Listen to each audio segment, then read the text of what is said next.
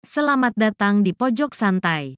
Sebelum Anda mendengarkan audiobook ini, kami menginformasikan bahwa channel ini adalah review audio dari buku yang ada di Indonesia. Untuk membaca keseluruhan buku ini, kami menyarankan membeli buku aslinya di toko buku kesayangan Anda, baik offline maupun online. Keberadaan channel ini dimaksudkan untuk membantu Anda mendapatkan pengetahuan dari buku-buku kesayangan Anda.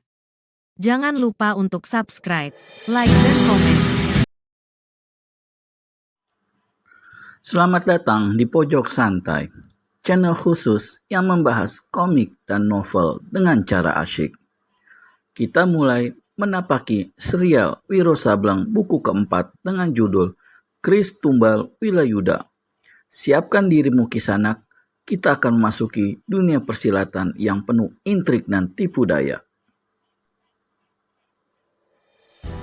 Suara beradunya berbagai macam senjata, suara bentakan garang ganas yang menggeledek di berbagai penjuru, suara pekik jerit kematian, serta suara mereka yang merintih dalam keadaan terluka parah dan menjelang meregang nyawa, semuanya menjadi satu, menimbulkan suasana maut yang menggigitkan. Di mana-mana darah membanjir, di mana-mana bertebaran sosok-sosok tubuh tanpa nyawa. Bau anyir darah memenggapkan nafas, menggerindingkan bulu roma. Pertempuran itu berjalan terus. Korban semakin banyak yang bergelimpangan, mati dalam cara berbagai rupa. Ada yang terbabat putus batang lehernya, ada yang robek besar perutnya sampai ususnya menjela-jela. Kepala yang hampir terbelah, kepala yang pecah, dada yang tertancap tombak, kutungan-kutungan tangan serta kaki. Dalam istana keadaan lebih mengerikan lagi. Mereka yang masih setia dan berjuang mempertahankan tahta kerajaan, yang tak mau menyerah kepada kaum pemberontak meski jumlah mereka semakin sedikit, terpaksa menemui kematian, gugur dimakan senjata lawan. Istana yang pagi tadi masih diliputi suasana ketenangan dan keindahan, kini tak beda seperti suasana dalam neraka.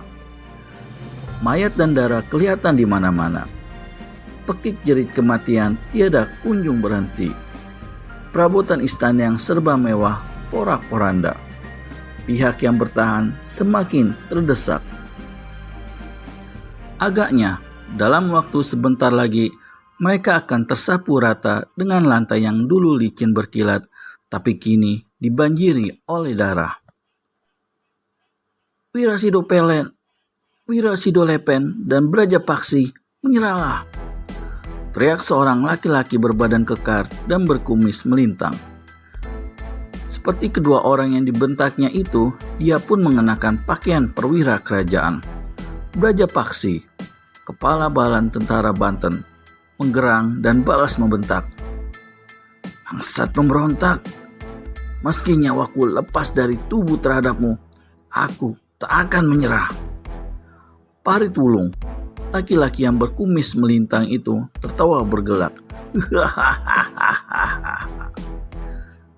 Sebelumnya, dia adalah perwira pembantu atau wakil kepala balan tentara Banten. Tapi yang hari itu telah tersesat dan memberontak terhadap kerajaan.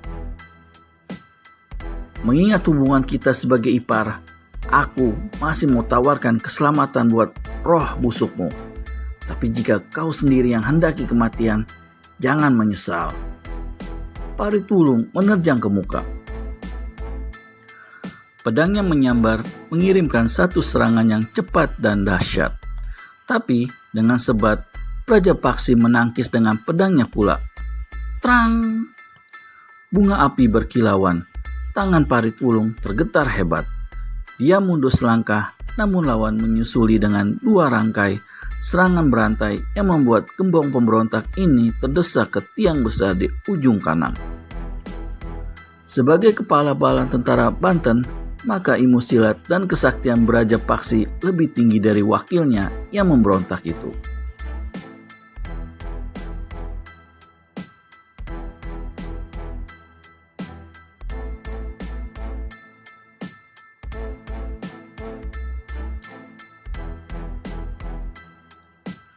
Bagaimanapun cepat dan sebatnya Parit Wulung putar pedang, tetap saja dia tak bisa keluar dari serangan-serangan lawan. Apalagi ketika dengan kalap Brajapaksi serta serangan-serangan pedangnya dengan pukulan-pukulan tangan kosong. Namun itu tak berjalan lama. Seseorang berbadan katek, berselempang kain putih yang kulit mukanya sangat hitam dan berkilat, serta berambut aut-autan berkelebat ke muka. Tampangnya seperti singa. "Parit Wulung, biar aku yang bereskan bangsat ini." Melihat siapa yang berkata itu, maka Parit Wulung dengan tidak menunggu lebih lama segera keluar dari kalangan pertempuran. "Resi Singo Ireng, memang dia pantas sekali untuk jadi korbanmu. Cepat, rampaslah nyawanya." Manusia muka hitam berbadan katek yang bernama Resi Ingo Ireng tertawa buruk. Tangan kanannya dihantamkan ke muka. Secarik sinar putih melesat ke arah kepala balang tentara Banten. Brajapaksi lompat 3 tombak ke atas. "Pegundal pemberontak," makinya.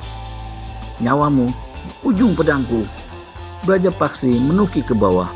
Pedangnya berkelebat cepat sekali. Bret! Robeklah pakaian putih Singo Ireng. Maka marahlah resi ini. "Manusia hina dina, kalau kau punya Tuhan, berteriaklah menyebut nama Tuhanmu.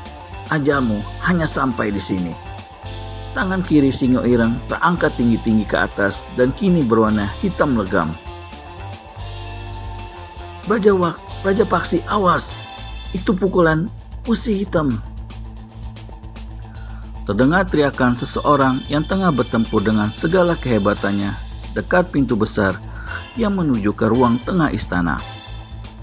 Umurnya sudah agak lanjut, namun gerakannya benar-benar tangguh dan enteng gesit mengagumkan. Dia adalah Wira Sidolepe, Pati Kerajaan Banten. Terkejutlah Brajapaksi mendengar teriakan peringatan itu. Seluruh tenaga dalam segera dikerahkan. Pada saat tangan kiri Reso Ireng turun cepat ke bawah, maka sinar hitam menyambar ke muka. Dan di saat itu pula Brajapaksi melompat ke samping, putar pedang dan hantamkan tangan kiri ke depan. Namun, meskipun berilmu tinggi, untuk saat itu Brajapaksi masih belum sanggup menerima pukulan usi hitam lawan. Tubuhnya mencelat kena disambar sinar hitam, terlempar ke dinding istana, lalu terhampar di lantai penuh darah tanpa bisa berkutik lagi. Sekujur pakaian dan tubuhnya hangus hitam. Resi Singo Ireng tertawa senang menjijikan untuk dipandang. Melihat kematian Brajapaksi, maka kalaplah Wira Sidolepen. Sekali dia menerjang 3 prajurit pemberontak yang menyerangnya berpelantingan dengan tubuh patah-patah. Apa yang terjadi di sini? Kenapa terjadi pertarungan atau mungkin peperangan? Cerita belum jelas, sebaiknya Anda segera subscribe dan tekan logo lonceng untuk mendapat notifikasi video terbaru dari kami. Terima kasih dan sampai bertemu kembali.